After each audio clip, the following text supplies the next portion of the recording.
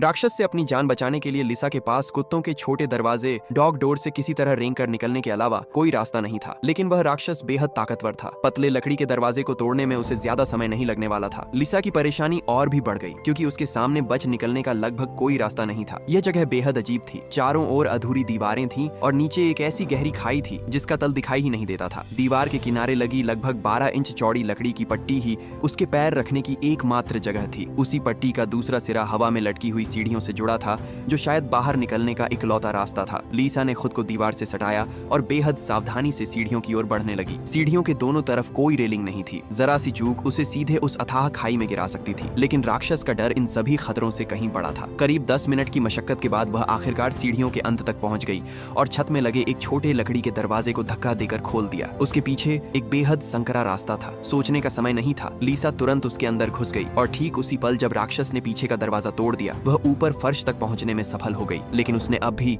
राहत की सांस नहीं ली क्योंकि राक्षस उसका पीछा नहीं छोड़ रहा था। सामने के कमरों का परिचित नक्शा देखकर लिसा के मन में उम्मीद की एक किरण जगी। यही वही जगह थी जहां से वह पहली बार बैक रूम्स में दाखिल हुई थी। वह तुरंत बाहर निकलने वाले दरवाजे की ओर भागी, लेकिन बाहर पहुंचते ही उसकी उम्मीद टूट गई। दरवाजे के बाहर अब कोई रास्ता नहीं था। वहां केवल एक मोटी पत्थर की दीवार खड़ी थी। बाहर निकलने का कोई रास्ता कहीं दिखाई नहीं दे रहा था। इसी बीच राक्षस भी उसके पीछे पहुंच गया। वह तेज नहीं चलता था, लेकिन किसी साये की तरह लगातार लिसा का पीछा करता रहता था और उसे एक पल की भी राहत नहीं देता था। चारों तरफ से घिर चुकी लिसा ने पास पड़ा एक औज उठा लिया। जैसे ही राक्षस उसकी ओर बढ़ा, लिसा फुर्ती से उछलकर दीवार से नीचे कूद गई। राक्षस का शरीर गिरने ही वाला था कि उसने उसकी लकड़ी के पैर पर जोरदार वार कर उसे तोड़ दिया। राक्षस के गिरते ही लिसा पूरी ताकत से आगे दौड़ी, लेकिन भागते समय उसका पैर जमीन पर पड़े एक विज्ञापन बोर्ड से टकरा गया। बोर्ड गिरकर एक स्विच से टकराया और पूरे कमरे में लगे फायर एक्सटिंग्विशर अचानक चालू हो गए। कुछ ही सेकंड में पूरा कमरा घने धुएं से भर गया। धुएं के बीच लिसा की नजर दीवार में बनी एक संकरित दरार पर पड़ी। उसे लगा कि शायद यही असली निकास है। धुएं का फायदा उठाकर